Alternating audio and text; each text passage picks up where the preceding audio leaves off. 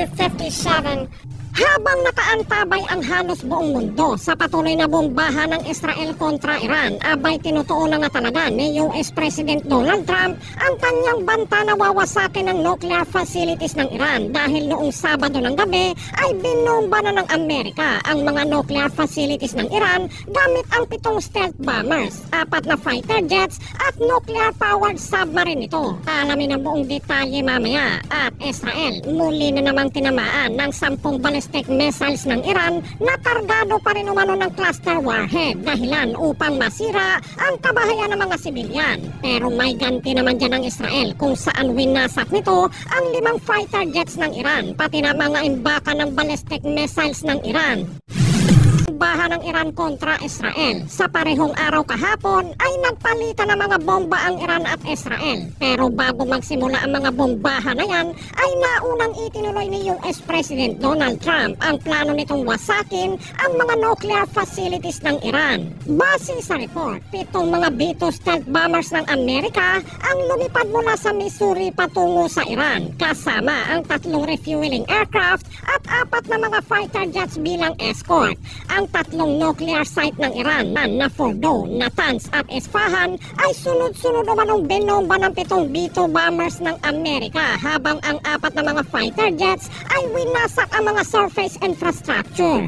Ilang beses nang binomba ng Israel ang nasabing mga site pero naniniwala ang Amerika na mayroon umanong matibay na underground facilities ang Iran sa mga site na ito. Kaya't upang masiguro mawasak ang mga sites, ang American bombers ay gumamit ng GBU-57 na may MOP o Massive Ordnance Penetrator o sa madaling salita ay isang malaking bunker buster na may bigat na 30,000 lbs. Amerika lang ang merong ganitong bomba at tanging mga B-2 lang ang may kakayahang magdala ng mga bombang ito. Mula sa himpapawid na may taas na nasa 12 kilometers ay pinakawala ng B-2 bombers ang GBU-57.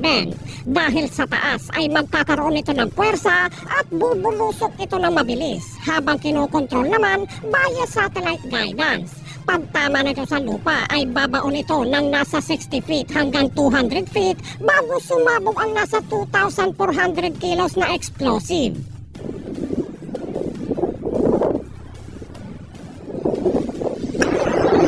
Sinabi ng isang US officials na ang mga B-2 bombers ay nagpakawala umano ng kabuoang 14 na GBU-57 sa 3 nasabing nuclear sites na kaagad namang sinundan ng 30 Tomahawk cross missiles mula naman sa nuclear submarine ng Amerika na nakaposisyon malapit sa Iran sa ilalim ng US Central Command.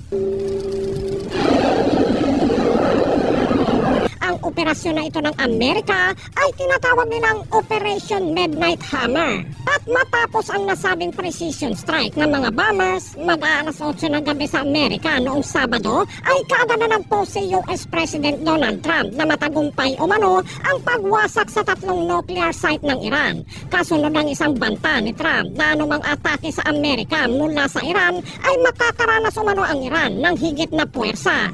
At kinabukasan ay formal na itong inanunsyo ni US President Donald Trump.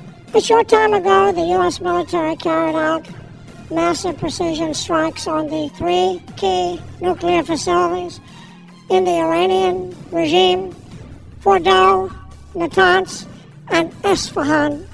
Iran's key nuclear enrichment facilities have been completely and totally obliterated. Iran, the bully of the Middle East, must now make peace. If they do not, future attacks will be far greater and a lot easier.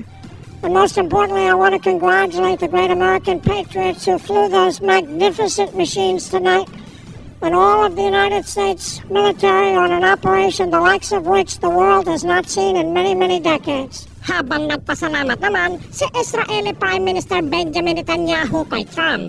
Congratulations, President Trump. Your bold decision to target Iran's nuclear facilities with the awesome and righteous might of the United States will change history.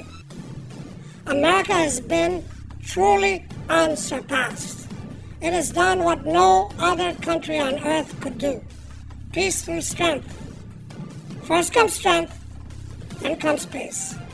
President Trump, I thank you. The people of Israel thank you.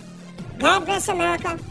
God bless Israel. Maraming bansa ang nagulat nang tutuhanin ni Trump ang mga binitawan nitong salita kamakailan lamang. Kaagad namang kinundinan ng Foreign Minister ng Iran ang nasabing atake ng Amerika sa mga nuclear site nito, kaya't ang Iran ay may karapatan umanong tumugon. Sinabi ni Abbas Araghchi na ito ay isang mapangahas, malubha at hindi pa nagagawang paglabag sa mga pangunahing prinsipyo ng Charter ng United Nations at international na batas. Ayon naman sa isang Iranian expert, abay entrance at exit lamang daw umano ang tinamaan ng Amerika at wala umanong major damage sa kanilang 4 down nuclear sites. Grabe, 14 na GBU-57 at 30 Tomahawk tapos walang damage? Ayon naman sa isang opisyal ng Iran Islamic Revolutionary Guard Corps ay hintayin umano ang kanilang ganti at tiyak na pagsisisihan umano ito ng Amerika. Dagdag pa nito, anumang hakbang laban kay Khamenei ay magsasara umano ang daan sa anumang kasunduan o negosasyon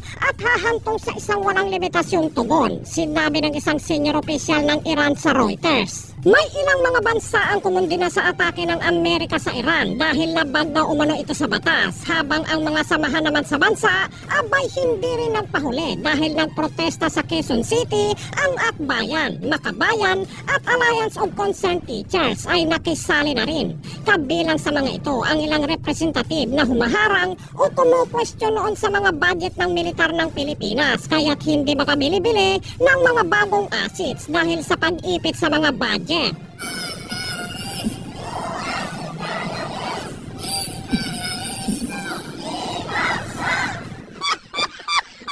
Ngayong pumasok na ang Amerika sa labanan ay lalong kaabang-abang dahil naglabas ang Iran ng mga pagbabanta sa Amerika at Israel. Naggaganti umano sila. Nag-flex din ang Iran ng kanilang mga naglalakihan na mga missiles tulad ng Fatah 110, Kuram Shampur at Joe Smasher na kaya umanong abutin ang mga military base ng Amerika. Ito ang ilang bahagi ng press release ng Amerika kaugnay sa kanilang Operation Midnight Hammer. The main strike package, comprised of 7 B-2 Spirit bombers, each with 2 crew members, proceeded quietly to the east with minimal communications. Throughout the 18-hour flight into the target area, the aircraft completed multiple in-flight refuelings.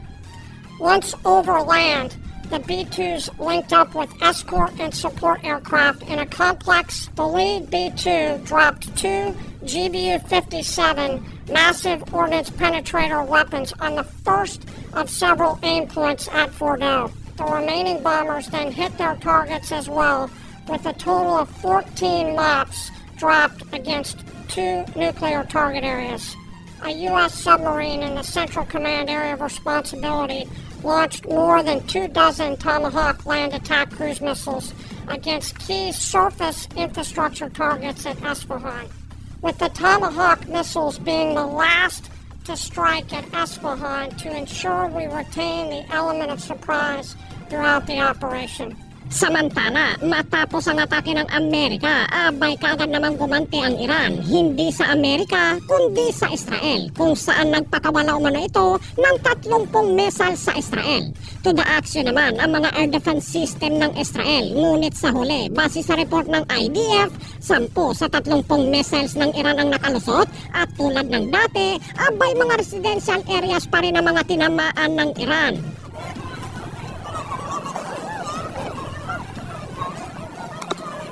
Kita ang pinsalang natamo ng mga kabahayan dahil sa mga missiles ng Iran na mayroon pa rin umanong mga kargang cluster warhead. Pahayag naman ng IDF ay nakaranas umano ng malfunction ang ilan sa kanilang mga air defense system. Kaya't upang makaganti sa mga pagsira na yan ng Iran, sa araw ding yun kahapon ay kaagad ding naglunsad ng operasyon ng Israel Air Force kung saan tinarget nito ang isa umanong imbaka ng mga missiles ng Iran sa probinsya ng Yas sa Iran. Malaking pagsabog at makapal na usok, kitang-kita.